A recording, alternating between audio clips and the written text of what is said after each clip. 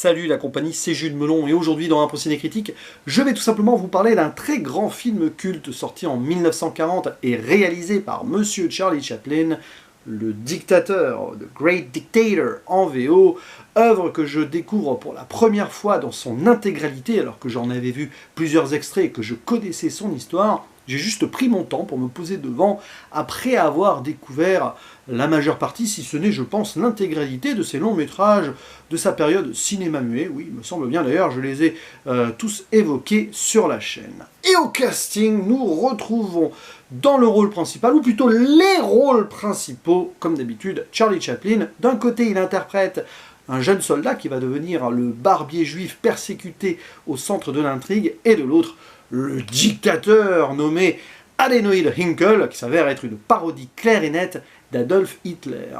À ses côtés, Paulette Goddard, qui était son épouse, il l'avait rencontrée sur les temps modernes, Jack Oakie, Reginald Gardiner ou encore Henry Darnielle.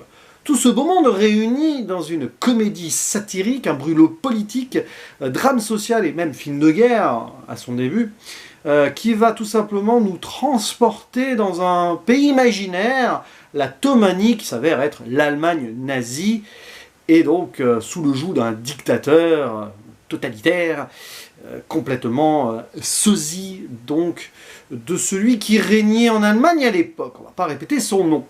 Et il s'avère qu'on va suivre d'abord deux trajectoires différentes. Un soldat qui va perdre la mémoire durant la Première Guerre mondiale, qui des années après retrouvera son poste de barbier dans un ghetto juif, et de l'autre donc l'arrivée au pouvoir, mais ça à travers un time-lapse et les journaux, de ce dictateur complètement timbré, qui se fiche de l'humain, mais qui est complètement idiot aussi, d'où la parodie, la satire. Et on va s'attendre à ce qu'à un moment les deux se fassent face, peut-être échangent leur poste. C'est ce genre d'imagination qu'on pourrait avoir, en tout cas quand on lance le film. Mais ça va aller bien plus loin que cela, puisque d'un côté notre barbier va tomber plus ou moins amoureux d'une jeune qui s'appelle Anna, qui est pleine d'espoir, voire de naïveté, et de l'autre, le dictateur va enchaîner décision sur décision avec un cynisme total. D'abord persécuter les juifs, faire pause en attendant qu'ils reçoivent de l'argent d'une banque, et puis finalement y aller franco, sans faire de mauvais jeu de mots. Et d'ailleurs, il rencontrera son homologue italien par la suite, pas italien, d'un autre pays fictif, la bactérie. Là, c'est une satire de Mussolini du nom de Benzino Napoleone. Et tout ceci sous couvert d'un humour et puis des facéties habituelles à Chaplin, mais avec un sujet bien grave. On avait l'habitude, le côté drame social chez Chaplin de toute façon, rien que les temps modernes, son précédent, c'était en plein dedans. Et il faut quand même admirer ce courage que Chaplin a eu à l'époque de sortir donc un brûlot satirique parodique envers Hitler en 1940. La guerre n'était pas encore finie, même que les Américains n'y étaient pas. C'est peut-être plus pratique aussi d'une certaine manière, mais faire un détournement aussi frontal, certes, face à un ennemi juré du monde occidental et des démocraties, mais quand même, ici, il y avait une force. Bon, tout ceci parce qu'on lui avait dit quelques années auparavant qu'il ressemblait beaucoup à Hitler, forcément avec la moustache qui était à la mode à l'époque. Voilà. Et oui, c'est un grand film, et évidemment, alors c'est son premier brûlot parlant. Bon, il avait chanté dans les temps modernes, mais là, il y a des dialogues. Il joue bien dessus. C'est pas forcément là-dessus que c'est le plus brillant sur les interactions entre les personnages, mais par contre sur les monologues et quelques discours, notamment le dernier, c'est assez fort.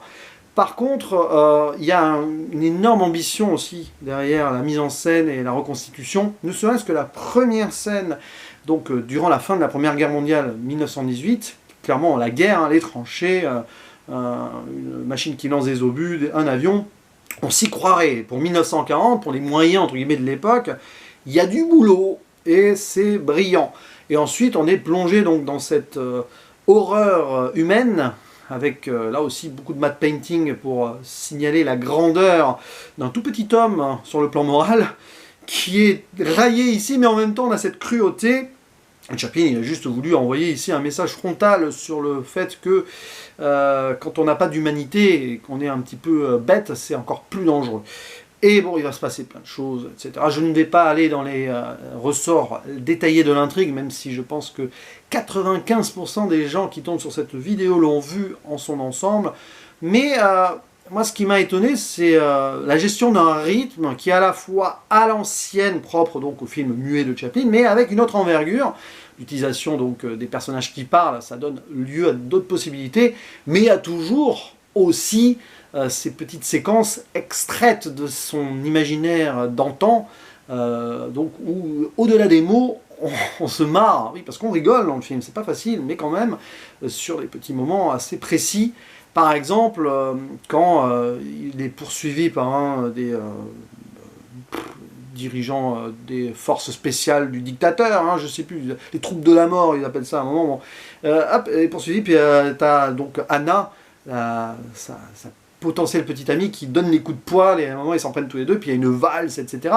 Ce film propose beaucoup d'ailleurs de scènes dansées, de ballets d'une certaine manière, accompagnées d'une certaine musique aussi, qui se font écho, même d'ailleurs, il y en a deux, dont la scène la plus célèbre absolue, hors discours final, celle du globe terrestre, où il joue avec, et c'est presque poétique et esthétique la façon dont Chaplin jongle avec cette sphère, avec les fesses, avec le pied, avec la tête, tout.